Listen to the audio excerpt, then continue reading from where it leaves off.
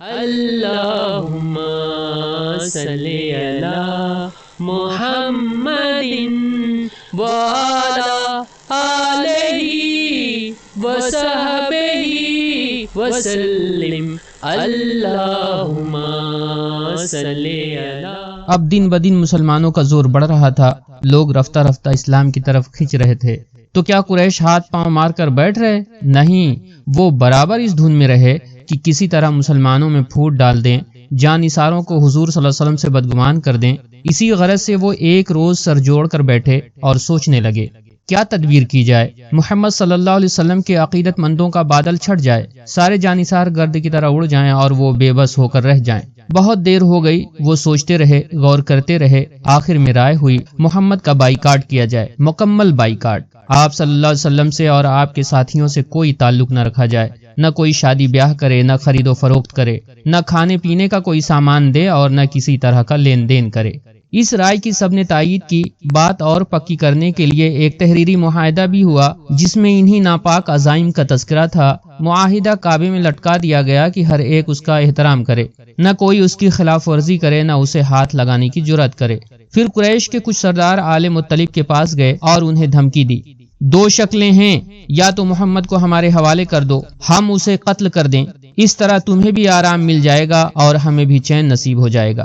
تمہیں بہت سا خون بہا دے دیں گے، اگر اس پر راضی ہو جاؤ تو کیا کہنا، ورنہ ہم تمہارا بائیکاٹ کریں گے، نہ تم سے خرید و فروخت کریں گے، نہ اور کوئی لین دین۔ نتیجہ کیا ہوگا؟ تڑپ تڑپ کر مر جاؤ گے۔ کہو کیا خیال ہے؟ آل مطلب یہ سوچنے کو تیار نہ تھے کہ آپ صلی اللہ علیہ وسلم کو بے رحم ہاتھوں میں دے دیا جائے اور وہ اپنے دل کے ارمان پورے کریں۔ آپ صلی اللہ علیہ وسلم ان کی آنکھوں کا نور اور دل کا سرور تھے، آپ ان کو جان سے بھی زیادہ عزیز تھے۔ انہوں نے قریش کی دھمکیوں کا ذرا بھی خیال نہ کیا، صاف صاف کہہ دیا ہر بات گوارا ہے، محمد کو چھوڑنا گوارا نہیں۔ مشرکین نے کہا تو ٹھیک ہے، آج سے ہم تمہارے دشمن، تم ہمارے دشمن، اور اب ہم تمہارا محاصرہ کریں گے۔ قریش نے ان کا محاصرہ کر لیا، بھوکوں مارنے کی مہم شروع کر دی۔ بنی ہاشم آل مطلب کے رشتہ دار تھے، اس لیے وہ بھی ان کے ساتھ تھے۔ صرف ابو لہب نے بے وفائی کی، اس نے پورے خاندان کی مخالفت کی اور قریش کی طرفداری کی، کیونکہ یہ خاندان سے بیزار تھا، ان کو مصیبت میں دیکھ کر پھولا نہ سماتا تھا۔ پھر یہی وہ بدبخت تھا جس نے قریش کو بائیکاٹ کا مشورہ دیا تھا، آل مطلب سے لین دین نہ کرنے پر ابھارا تھا۔ محرم کا مہینہ تھا، نبوت کا 7واں سال تھا۔ ابو طالب پورے خاندان کے ساتھ ایک درے میں نظر بند ہو گئے۔ یہی درہ شیب ابی طالب کے نام سے مشہور ہوا۔ یہ لوگ دن رات یہیں پڑے رہتے، نہ کسی سے کچھ تعلق، نہ کوئی لین دین۔ ایک جیل خانہ تھا جس میں وہ مستقل بند رہتے، صرف محترم مہینوں میں باہر آتے، جبکہ عرب کی ساری جنگیں رک جاتی، لڑائی جھگڑے بند ہو جاتے، ہر طرح کے خطرے جاتے رہتے، ہر آدمی بالکل آزاد اور بے خطر ہوتا۔ انہی مہینوں میں حضرت صلی اللہ علیہ وسلم بھی باہر آ جاتے اور پھر دعوت کا کام شروع کر دیتے۔ حاجی انہی دنوں میں مکے آتے، تجارت کرنے والے مکے کے قریب ہی بازار لگاتے اور تجارت کے سامان سجاتے۔ آپ صلی اللہ علیہ وسلم ان کے پاس جاتے، ان کو اسلام کی دعوت دیتے، بہت ہی درد اور محبت سے فرماتے، میرے پیارے بھائیوں، خدا کا دین قبول کر لو، وہ بہت خوش ہوگا، تم پر مہربان ہوگا اور اچھا بدلہ دے گا، لیکن اگر کفر و شرک سے چمٹے رہے اور اس دین کو ٹھکرا دیا تو وہ ناراض ہوگا اور بہت سخت عذاب دے گا۔ جو لوگ حبشہ میں تھے انہیں اطلاع ملی عمر مسلمان ہو گئے ہیں، اس طرح اسلام کے قدم جم گئے ہیں، ان کی مظلومی اور بے کسی ختم ہو گئی ہے۔ مسلمان اب بے جھجک قریش کو اسلام کی دعوت دے رہے ہیں، انہیں ان کی گمراہی پر متنبہ کر رہے ہیں۔ مکے کا کونا کونا اب نور اسلام سے جگمگا رہا ہے، نہ صرف مکہ بلکہ بیرون ملک بھی اس کا ڈنکا بج رہا ہے۔ یہ سن کر وہ خوشی سے بےتاب ہو گئے، اتنے خوش ہوئے کہ حبشہ کو خیر بات کہہ دیا اور پھر مکے کا رخ کیا۔ قریب پہنچے تو معلوم ہوا مسلمان تو نظر بند ہیں، قریش کا ان پر پہرا ہے، بڑی تنگی اور مصیبت کا سامنا ہے۔ ایسے میں وہ مکے کیا جاتے، الٹے پاؤں حبشہ لوٹ گئے۔ درے میں پیارے نبی صلی اللہ علیہ وسلم اور مخلص ساتھی پڑے رہے، 1 مہینہ نہیں، 2 مہینہ نہیں، سال 6 مہینہ بھی نہیں، مسلسل 3 سال پڑے رہے۔ بلائیں امڑ امڑ کر آتی رہیں اور سب سہتے رہے۔ جب پانی سر سے اونچا ہو گیا تو آپ صلی اللہ علیہ وسلم نے ان ساتھیوں کو بھی ہجرت کی اجازت دے دی۔ مخلص ساتھیوں نے حبشہ کا رخ کیا اور وہاں پہنچ کر اطمینان کا سانس لیا۔ اب مکے میں بس گنے چنے مسلمان رہ گئے۔ جو مسلمان رہ گئے ان پر ایک عرصے تک دشمنوں کا پہرا رہا، جس کی وجہ سے ایک ایک لمحہ ان کے لیے عذاب بن گیا۔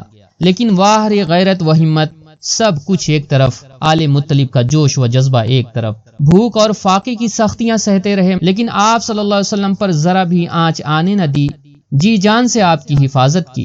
چچا ابو طالب کی شفقت و محبت تو قابل دید تھی، وہ آپ صلی اللہ علیہ وسلم کے پیچھے بالکل دیوانے رہتے، جیسے ایک شفیق ماں لخت جگر کے پیچھے۔ ایک لمحے کے لیے بھی آپ صلی اللہ علیہ وسلم سے غافل نہ ہوتے، ہمیشہ کلیجے سے لگا کے رکھتے، سوتے بھی تو ساتھ سلاتے، کبھی کسی مجبوری سے ساتھ چھوڑنا ہی پڑتا تو اپنی جگہ کسی بیٹے کو دیتے کہ رات میں جاگ کر آپ کی حفاظت کرے۔ کتنا کٹھن مرحلہ تھا یہ، سارا ماحول دشمن، دوست عزیز سے انبن، پاس کھانے کے لیے کچھ نہیں۔ یہ زمانہ اتنا سخت تھا کہ خدا کی پناہ، پتے کھا کھا کر دن گزارے۔ حضرت سعد بن ابی وقاص مشہور صحابی ہیں، وہ بھی اس وقت مسلمان تھے اور اس آزمائش سے دوچار تھے۔ ان کا بیان ہے، ایک بار رات کو سوکھا ہوا چمڑا ہاتھ آ گیا، میں نے اس کو پانی سے دھویا، پھر آگ میں بھونا اور پانی میں ملا کر کھایا۔ لوگوں سے کوئی لین دین نہیں، گویا ہر وقت موت منہ کھولے کھڑی ہو۔ ایسے میں اللہ نے مدد کی، بے کسوں کے لیے انتظام کیا، کچھ دلوں کو ان کے لیے نرم کر دیا۔ مسلمانوں کی بے بسی دیکھ کر انہیں ترس آنے لگا، وہ چھپ چھپا کر ان کے پاس آتے، کچھ کھانے پینے کا سامان دے جاتے۔ انہی لوگوں میں ایک ہزام کے بیٹے حکیم تھے، بی بی خدیجہ رضی اللہ تعالی عنہا ان کی پھوپھی تھیں، یہ اپنی پھوپھی کو روٹی سالن دے جاتے۔ حضرت خدیجہ رضی اللہ تعالی عنہا خود کھاتیں، اوروں کو کھلاتیں۔ عمر کے بیٹے ہشام بھی ان مسلمانوں کے بڑے ہمدرد تھے، اونٹ پہ بہت سا کھانا کپڑا لاد لیتے، رات ہو جاتی تو ان مظلوموں کے پاس آتے، اونٹ کو گھاٹی کے باہر ہی بٹھا دیتے اور سارا سامان اندر پہنچا دیتے۔ ہشام برابر ایسا کرتے رہے۔ کچھ دنوں میں قریش کو پتہ چل گیا، اب وہ ان کو بھی ستانے لگے، لیکن وہ اپنی ہمدردیوں سے باز نہ آئے۔ ہشام نے ایک کام اور کیا، وہ ابو امیہ کے بیٹے زہیرہ کے پاس گئے، یہ عاتقہ کا بیٹا اور عبد المطلب کا نواسہ تھا۔ ہشام نے کہا، زہیرہ تم تو خوب عیش کرو، عمدہ سے عمدہ کھانے کھاؤ، اچھے سے اچھے کپڑے پہنو، اور تمہارے ماموں اس طرح رسوائی اور بے کسی کے ساتھ اپنے دن پورے کریں؟ تمہاری غیرت نے یہ کیسے گوارا کر لیا؟ خدا کی قسم اگر یہ لوگ ابو الحکم یعنی ابو جہل کے ماموں ہوتے اور تم ایسا کرنے کو کہتے تو وہ ہرگز نہ تیار ہوتا۔ زہیرہ اکیلا چنا کیا بھاڑ پھوڑے گا، میں تنے تنہا کر ہی کیا سکتا ہوں، خدا کی قسم کوئی ساتھ دینے والا ہوتا تو میں اس وحشیانہ معاہدے کو توڑ دیتا، کوئی اور مل جائے گا تو؟ زہیر وہ کون؟ ہشام میں تمہارا ساتھ دوں گا۔ زہیر اچھا ایک اور آدمی تلاش کرو، کوئی اور مل جائے تو اچھا رہے گا۔ وہ دونوں جوان یہ ظالمانہ معاہدہ توڑنے کے لیے کمر بستہ ہو گئے، وہ معاہدہ جو سارے قریش کا معاہدہ تھا، اور اب وہ کسی تیسرے کو ڈھونڈنے لگے۔ اللہ نے مدد کی، نہ صرف ایک بلکہ تین بہادر ان کے ساتھ ہو گئے۔ یہ تینوں قریش کے معزز سردار تھے، ایک عدی کے بیٹے متعین تھے، دوسرے ہشام کے بیٹے ابو البختری، تیسرے اسود کے بیٹے جمع۔ صبح ہوئی تو ہشام، متعیم، ابو البختری اور جمع گھر سے نکل کھڑے ہوئے۔ کعبے کے قریب ہی قریش جلسہ جمائے بیٹھے تھے، یہ چاروں سردار بھی وہیں جا کر بیٹھ گئے۔ زہیر گئے، کعبے کا طواف کیا، پھر آ کر بولے، مکے والو ہم تو مزے سے کھاتے پیتے ہیں اور بنی ہاشم ایک ایک نوالے کو ترس رہے ہیں، نہ کسی سے لین دین کر سکتے ہیں نہ خرید و فروخت، کیا یہ مناسب ہے؟ کیا یہ کوئی انسانیت ہے؟ کیا مروت اور شرافت کا یہی تقاضا ہے؟ خدا کی قسم میں بیٹھ نہیں سکتا جب تک اس ناپاک معاہدے کی دھجیاں نہ اڑ جائیں۔ یہ سنتے ہی ابو جہل تن کر اٹھا اور کڑک کر بولا، تو نے غلط کہا، خدا کی قسم یہ ہرگز نہ ہوگا۔ اسی دم زہیر کے سب ساتھی ایک ساتھ بول اٹھے، ہاں بالکل ٹھیک ہے، یہ ہوگا، ضرور ہوگا اور ہو کر رہے گا۔ ابو جہل سمجھ گیا یہ کوئی سوچی سمجھی اسکیم ہے، اس میں بولنا بیکار ہے، وہ کلیجہ محسوس کر رہ گیا۔ متعیم عہد نامہ پھاڑنے کے لیے آگے بڑھا، دیکھا تو اس کو دیمک چاٹ گئی تھی، صرف ایک لفظ باقی تھا جو عہد نامے کے شروع میں تھا، وہ لفظ تھا بِاسْمِکَ اللہم، اے اللہ تیرے نام سے۔ عہد نامہ چاک ہو گیا تو پیارے نبی صلی اللہ علیہ وسلم اور مخلص ساتھی درے سے باہر آ گئے اور پوری سرگرمی سے پھر دعوت کا کام کرنے لگے۔ یہ نبوت کا 10واں سال تھا جب پیارے نبی صلی اللہ علیہ وسلم اور آپ کے جانثار ساتھیوں کو اس بند غم اور اس قید ستم سے رہائی ملی۔ سر سے نظر بندی کی بلا تو ٹل گئی، لیکن جو بلائیں ابھی گھات میں تھیں اس سے بھی زیادہ سخت اور جاں غسل تھیں۔ ابھی کچھ ہی ماہ گزرے تھے کہ ابو طالب بیمار پڑ گئے، بعض روایتوں کے مطابق 6 ماہ بعد بیمار پڑے اور کچھ دوسری روایتوں کے مطابق لگ بھگ 9 ماہ بعد۔ حالت بہت نازک ہو گئی، قریش کو موت کا گمان ہوا، سمجھ گئے اب چل چلاؤ کے دن ہیں۔ انہوں نے طے کیا ابو طالب کے پاس چلیں اور کہیں زندگی ہی میں ہمارے اور محمد کے درمیان کوئی فیصلہ کر دیں، کیونکہ موت کے بعد اس پر ہاتھ ڈالیں گے تو اہل عرب آر دلائیں گے، کہیں گے زندگی میں تو ہمت نہ ہوئی، اب چچا مر گیا تو یہ شیر بن گئے۔ ابو طالب بستر موت پر پڑے تھے، زندگی کے بچے ہوئے سانس پورے کر رہے تھے۔ اسی وقت قریش کے کچھ سردار پہنچے، بولے ابو طالب ہمارے دل میں آپ کا کیا مقام ہے، اس سے آپ بے خبر نہیں، ہماری تمنا ہے بھتیجے کے بارے میں آپ انصاف کریں، اس سے کہہ دیں نہ وہ ہمارے دین کو کچھ کہے نہ ہم اس کے دین کو۔ ابو طالب نے پیارے نبی صلی اللہ علیہ وسلم کو بلوایا، آپ صلی اللہ علیہ وسلم کے سامنے قریش کی بات رکھی۔ آپ صلی اللہ علیہ وسلم نے فرمایا آپ لوگ صرف ایک فقرہ کہہ دیں اور بس، میں اور کچھ نہیں چاہتا۔ قریش کون سا فقرہ کہلوانا چاہتے ہو بھتیجے؟ ایک کیا ہم 10 فقرے کہہ دیں؟ حضور آپ لوگ بس لا الہ الا اللہ کہہ دیں، اس کے علاوہ میں کچھ نہیں چاہتا۔ یہ سنتے ہی وہ غصے سے تلملا اٹھے، پھر وہ ایک لمحہ نہیں ٹھہرے، فوراً یہ کہتے ہوئے چل دیے یہ شخص تمہاری کوئی بات ماننے کا نہیں، اب اس کے ساتھ جو کچھ کرو سب روا ہے، کسی کو اب ملامت کا حق نہ ہوگا۔ قریش کے اس رویے سے ابو طالب کو سخت تکلیف ہوئی، فرمایا جانے تم نے کوئی غلط بات تو کہی نہیں، پھر یہ لوگ کیوں اس قدر اکھڑ گئے؟ چچا ابو طالب کے اس جملے سے حضور صلی اللہ علیہ وسلم کی کچھ امید بندھی۔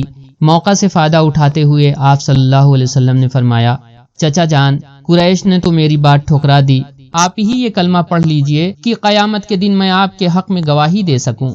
میرے محترم چچا جان لا الہ الا اللہ کہہ دیجئے۔ چچا اہل عرب تانے دیں گے۔ ابو طالب موت سے ڈر گیا، بھتیجے اگر یہ اندیشہ نہ ہوتا تو میں تمہاری بات مان لیتا، میں باپ دادا کے ہی مذہب پر مروں گا۔